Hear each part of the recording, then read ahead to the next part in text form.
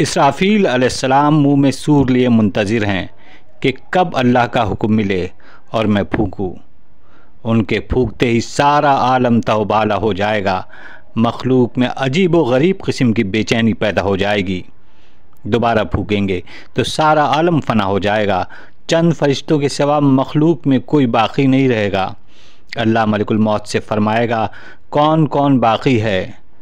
वो अर्ज़ करेंगे, जिब्राईल अलैहिस्सलाम, मिकाईल अलैहिस्सलाम, इसराफील अलैहिस्सलाम, हामिलीन अर्श और मैं। मलिकुल मौत को हुक्म होगा, इनकी रूह को भी कब्ज़ कर लो। चुनांचे सबकी रूह भी कब्ज़ कर ली जाएगी। अब मखलूक में मलिकुल मौत के सिवा कोई बाकी ना रहेगा। अल्लाह फरमाएगा, मलिकुल मौत अब कौन बाकी है? अर्ज़ करेंगे, आपके सिवा सिर्फ मैं ही बाकी हूँ।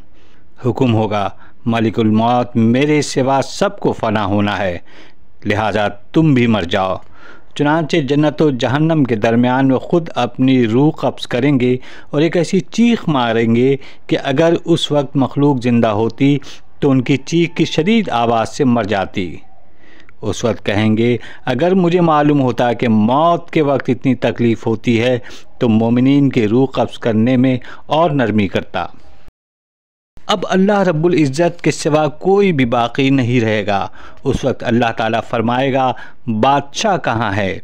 शहज़ादे किधर हैं? जालिम कहाँ गए? उनकी औलाद क्या हुई? वो लोग कहाँ हैं जो मेरा खाते थे? आज हुकूमत किसकी है? सारा आलम तो फ़ना हो चुका, जवाब कौन दे? इसलिए ख़ुद फरमाएगा, आज हुकूमत सिर्फ़ अल्लाह की है जो अकेला और ज़बरदस्त है। फिर आसमान से पानी बरसेगा और नबातात की तरह लोगों के जिस्म ज़मीन से निकलेंगे। फिर इसराफील को ज़िंदा किया जाएगा। इसी तरह जिब्राईल और मिकाईल को इसराफील तीसरी मरतबा सूर फूकेंगे, जिससे सारी मखलूक ज़िंदा हो जाएगी। तमाम लोग बरहना होंगे और एक अज़ीमुश्शान मैदान में जमा हो जाएंगे। अल्लाह मखलूक की तरफ बिल्कुल तवज्जो नहीं फरमाएगा, न उनका फ़ैसला फरमाएगा।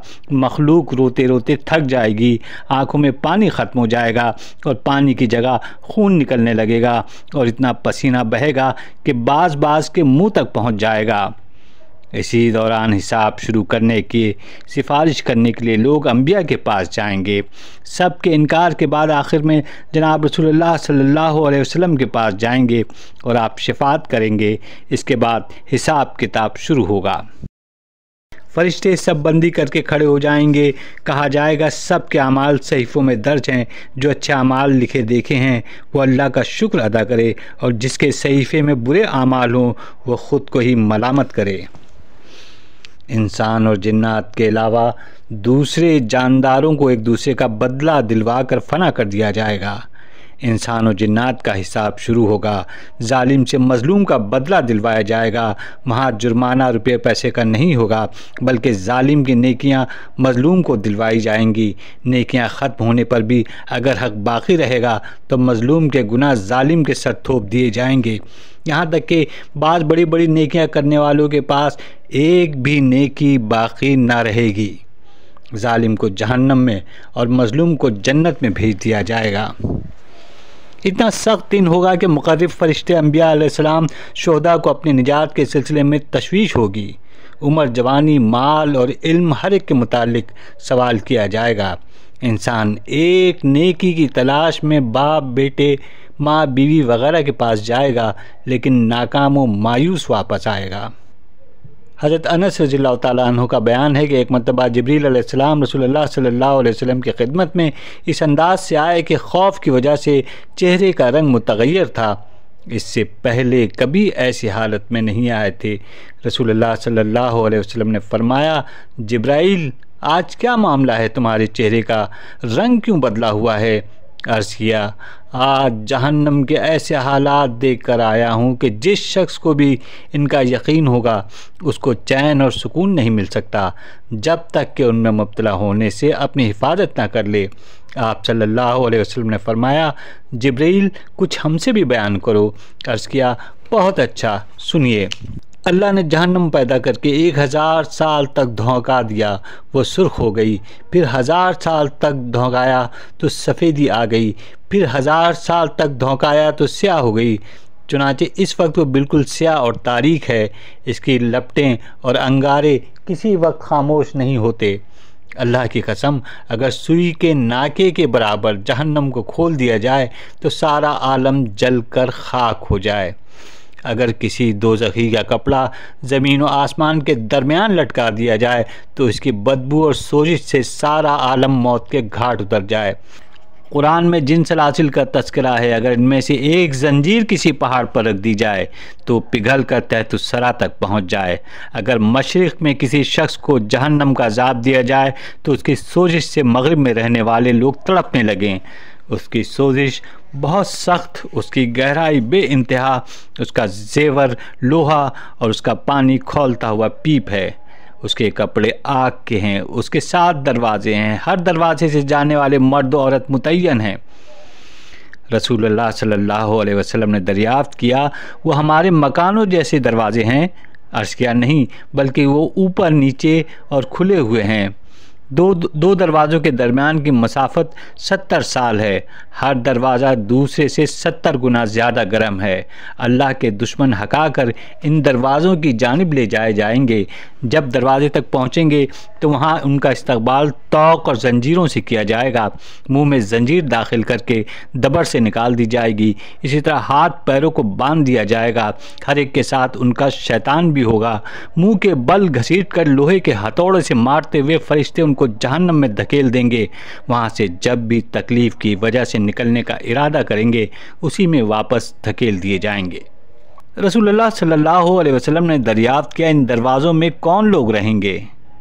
अर्ज़ किया, सबसे नीचे के दरवाज़े तबक़े में मुनाफ़िकीन और असहाबे मायदा और फ़िरौन वाले रहेंगे। इस दर्जे का नाम हाविया है। दूसरे दर्जे का नाम, जिसका नाम जहीम है, मुशरिकीन और तीसरे दर्जा सक़र में साइबीन, चौथे दर्जे में इब्लीस और उसके मुत्तबईन रहेंगे और इसका नाम लज़ी है। पाँचवें दरवाज़ा हतमा में यहूद और छठे दरवाजे में नसारा रहेंगे।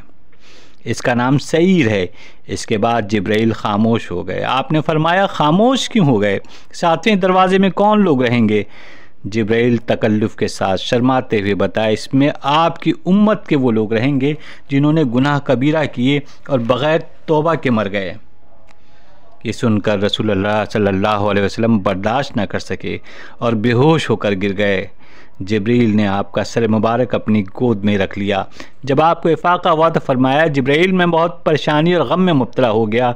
क्या मेरी उम्मत में से कोई शख्स आग में डाला जाएगा? अर्ज़ किया, जी हाँ, गुनाह कबीरा करने और बिला तौबा मर जाने वाले। रसूलुल्लाह सल्लल्लाहु अलैहि वसल्लम ये सुनकर रोने लगे। आपको देखकर जिब्राइल भी रोने लगे।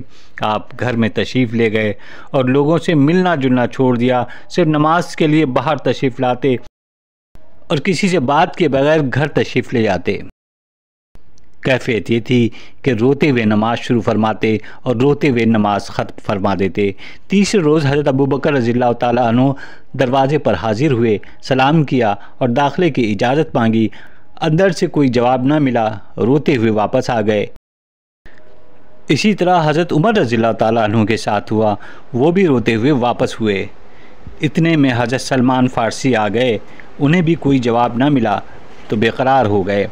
कभी बैठते, कभी खड़े होते, वापस हुए तो फ़ौरन लौट आते। इसी बेकरारी के आलम में हज़रत फ़ातिमा रज़ियल्लाहु ताला अन्हा के दरवाज़े तक पहुँच गए और सारी रुदात सुना डाली। सुनते ही हज़रत फ़ातिमा रज़ियल्लाहु ताला अन्हा भी बेचैन हो गईं और चादर ओढ़ सीधी दर रिसालत की तरफ रवाना हुई। दरवाज़े पर सलाम के बाद अर्ज़ किया, मैं फ़ातिमा हूँ। उस वक्त रसूलुल्लाह सल्लल्लाहु अलैहि वसल्लम सजदे में पड़े अपनी उम्मत के लिए रो रहे थे। सर उठाकर फरमाया, मेरी आँखों की ठंडक फ़ातिमा, क्या हाल है? घर वालों से फरमाया, दरवाज़ा खोल दो।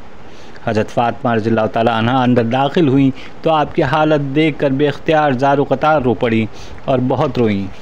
उन्होंने देखा कि आपकी हालत मुतग़य्यर है, रंग पीला पड़ चुका है, चेहरे की बशाशत गायब है। अर्ज़ किया, या रसूलुल्लाह सल्लल्लाहु अलैहि वसल्लम, आपको क्या परेशानी है और आपको किस बात के गम ने इतना सताया है जो आपका ये हाल हो गया। इरशाद फरमाया, फ़ातिमा, मेरे पास जिब्राइल आए थे, उन्होंने मुझे जहन्नम के हालात बताए और बताया कि सबसे ऊपर के तबके में मेरी उम्मत के गुनाह कबीरा करने वाले रहेंगे। इस गम ने मेरी ये कैफियत कर दी। अर्ज़ किया, या रसूलुल्लाह सल्लल्लाहु अलैहि वसल्लम, किस तरह उनको दाखिल किया जाएगा। फरमाया, फ़रिश्ते उनको जहन्नम की तरफ खींच कर ले जाएंगे, लेकिन उनके चेहरे स्याह नहीं होंगे, आँखें नीली नहीं होंगी, न मुँह पर मोहर लगी होगी, न उनके साथ उनका शैतान होगा, उन्हें तौक़ ज़ंजीर से भी नहीं जकड़ा जाएगा। फ़ातिमा रज़ियल्लाहु ताला अन्हा ने अर्ज़ किया, या रसूलुल्लाह सल्लल्लाहु अलैहि वसल्लम, फ़रिश्ते किस तरह खींचेंगे। फरमाया, मर्दों की दाढ़ी पकड़कर और औरतों की चोटी पकड़कर मर्द औरत जवान बूढ़े अपनी बेइज्जती और रुसवाई पर चीख पुकार करेंगे। इस हाल में जब जहन्नम पहुँचेंगे तो दारोगा जहन्नम मालिक फ़रिश्तों से कहेगा, ये कौन लोग हैं, इनकी शान अजीब है, न इनके चेहरे काले हैं, न आँखें नीली, न इनके मुँह पर मोहर लगी है, न इनके साथ इनका शैतान है, इनके गले में तौक़ है, न ज़ंजीरों से ही बांधा गया। फ़रिश्ते कहेंगे, हम कुछ नहीं जानते, हमने तो हुक्म के बमौजब इनको आप तक पहुंचा दिया। दारोगा जहन्नम इन लोगों से कहेगा, बदबख्तो, तुम ही बताओ, तुम कौन हो। एक रवायत के मुताबिक वो रास्ते में हाय हाय मोहम्मद पुकारते जाएंगे, लेकिन दारोगा जहन्नम को देखते ही हुजूर सल्लल्लाहु अलैहि वसल्लम का नाम भूल जाएंगे। वो कहेंगे, हम वो हैं जिन पर कुरान नाजिल हुआ और रमज़ान के रोज़े फ़र्ज़ किए गए। दारोगा कहेगा, कुरान तो सिर्फ़ हज़रत मोहम्मद सल्लल्लाहु अलैहि वसल्लम पर नाजिल हुआ। आपका नाम सुनते ही पुकारेंगे, हम हज़रत मोहम्मद सल्लल्लाहु अलैहि वसल्लम के उम्मती हैं। मालिक कहेगा, क्या कुरान में अल्लाह की नाफरमानी पर तुम्हें डराया नहीं गया था। जहन्नम के दरवाज़े पर आग देखकर ये लोग दारोगा से गुजारिश करेंगे कि हमें अपने ऊपर रो लेने दीजिए। चुनाचे रोते रोते आंखों का पानी ख़त्म और खून जारी हो जाएगा। मालिक कहेगा, काश ये रोना दुनिया में होता तो आज ये नौबत ना आती। दारोगा के हुक्म से उनको जहन्नम में फेंक दिया जाएगा। सब के सब बैक आवाज़ पुकारेंगे, ला इलाहा इल्लल्लाह। ये सुनकर आग लौट जाएगी। मालिक के मालूम करने पर कहेगी, मैं इनको क्यों कर पकड़ूं जबकि इनकी ज़बानों पर कलमा तौहीद है। चंद मरतबा ऐसा ही होगा। फिर मालिक कहेगा, अल्लाह का यही हुक्म है। तब इनको आग पकड़ेगी, किसी को कदमों तक, किसी को घुटनों तक, किसी को कोख तक और किसी को गले तक। जब आग चेहरे तक आएगी तो दारोगा कहेगा, इनके चेहरों और दिलों को ना जलाना, क्योंकि उन्होंने दुनिया में नमाज़ें सजदे किए और रमज़ान में रोज़े रखे हैं। जब तक अल्लाह की मर्ज़ी होगी अपने गुनाहों की सज़ा में लोग जहन्नम में पड़े रहेंगे और बार बार अल्लाह को पुकारते रहेंगे, या हन्नानो या मन्नानो या अरहमर राहिमीन। आखिर एक दिन अल्लाह रब्बुल इज़्ज़त जिब्राईल अलैहिस्सलाम से फरमाएंगे, उम्मत मोहम्मदिया की तो ख़बर लो, इनका क्या हाल है। वो दौड़े हुए दारोगा जहन्नम के पास पहुँचेंगे। वो जहन्नम के वस्त में आग के मिंबर पर तशरीफ़ फरमा होंगे। जिब्राईल को देखते ही इस्तक़बाल के लिए खड़े हो जाएंगे, आने का सबब दरियाफ़्त करेंगे। जिब्राईल अलैहिस्सलाम कहेंगे, उम्मत मोहम्मदिया सल्लल्लाहु अलैहि वसल्लम के हाल की तफ्तीश के लिए आया हूँ, उनका क्या हाल है। वो जवाब देंगे, बहुत बुरा हाल है, तंग जगह में पड़े हैं, आग ने इनके जिस्म जला डाले, उनका गोश्त खा गई, सिर्फ चेहरा और दिल बाकी है जिनमें ईमान चमक रहा है। जिब्राईल फरमाएंगे, ज़रा मुझे भी दिखाओ। जिब्राईल अलैहिस्सलाम को देखते ही सब लोग समझ जाएंगे ये अज़ाब के फ़रिश्ते नहीं हैं, इनके हसीन चेहरे से रहमत झलक रही है। पूछेंगे, ये कौन है, इतना हसीन चेहरा आज तक नहीं देखा। उनसे कहा जाएगा, ये जिब्राईल हैं जो हज़रत मोहम्मद सल्लल्लाहु अलैहि वसल्लम के पास वही ले जाया करते थे। वो लोग आपका इसमें ग्रामी सुनते ही चीखने लगेंगे। जिब्राईल अलैहिस्सलाम, हमारे आका सल्लल्लाहु अलैहि वसल्लम से हमारा सलाम अर्ज़ कर देना और ये भी कह देना कि हमारे गुनाहों ने हमें आपसे जुदा और बर्बाद कर दिया। जिब्राईल वापस होकर रब करीम को सारा माजरा सुनाएंगे। अल्लाह ताला फरमाएगा, जिब्राईल, उन्होंने तुमसे कुछ कहा है। कहेंगे, जी हाँ, हुज़ूर अकरम सल्लल्लाहु अलैहि वसल्लम से अपना सलाम अर्ज़ करने और अपनी तबाहाली बयान करने को कहा है। हुक्म होगा, जाओ उनका पैगाम पहुँचा दो। ये सुनते ही जिब्राईल फ़ौरन हुज़ूर अक़दस सल्लल्लाहु अलैहि वसल्लम की खिदमत में पहुँचेंगे। आप उस वक्त सफ़ेद मोती के एक ऐसे महल में आराम फरमा रहे होंगे जिसके 4000 दरवाजे होंगे, हर दरवाज़ों के दोनों पट सोने के होंगे। सलाम के बाद अर्ज़ करेंगे, आपकी उम्मत के गुनाहगारों के पास से आ रहा हूँ, उन्होंने आपको सलाम अर्ज़ किया है और अपनी तबाही और बर्बादी का हाल आप तक पहुँचाने को कहा है। वो बहुत ही परेशानियों मुसीबत में मुब्तला है। आप सुनते ही अर्श के नीचे पहुंचकर सजदारेज़ हो जाएंगे और अल्लाह की ऐसी तारीफ़ करेंगे कि आपसे पहले किसी ने भी इन अल्फाज में तारीफ़ ना की होगी।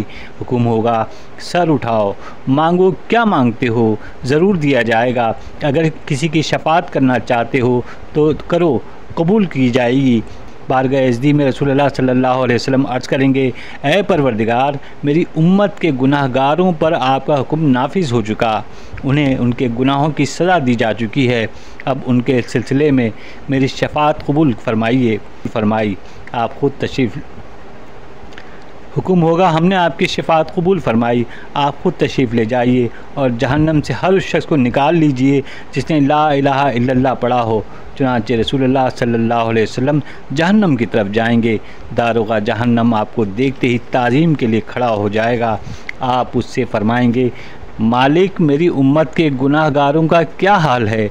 वो अर्ज़ करेगा, बहुत बुरा हाल है। आप जहन्नम का दरवाज़ा खोलने का हुक्म देंगे। जैसे ही जहन्नमी रसूलुल्लाह सल्लल्लाहु अलैहि वसल्लम को देखेंगे, चीख पड़ेंगे, या रसूलुल्लाह सल्लल्लाहु अलैहि वसल्लम, आग ने हमारी खालों और कलेजों को जला डाला। आप सबको निकालेंगे, सब कोयले की तरह काले होंगे। आप उनको नहर रिज़वान में गुसल देंगे जो जन्नत के दरवाज़े पर होगी। इसमें नहाकर खूबसूरत नौजवान बनकर निकलेंगे, चेहरे चाँद की तरह चमकते होंगे। पेशानी पर लिखा होगा, ये वो जहन्नमी हैं जिनको अल्लाह रहमान ने आज़ाद फरमाया। फिर इनको जन्नत में दाखिल कर दिया जाएगा। उस वक्त बकिया जहन्नमी हसरत के साथ कहेंगे, काश हम भी मुसलमान होते तो आज इनकी तरह दोज़ख से निकाल लिए जाते। बहुत से काफिर इसकी तमन्ना करेंगे कि काश वो भी मुसलमान होते। इसके बाद मौत को मेंढे की शक्ल में लाकर जन्नती और दोज़खी लोगों के सामने ज़िबा कर दिया जाएगा और दोनों से कह दिया जाएगा, अब किसी को मौत नहीं आएगी, जो जहाँ है वहीं हमेशा रहेगा। अल्लाहुम्मा अजिरना मिनन्नार, या मुजीरू या मुजीरू या मुजीर।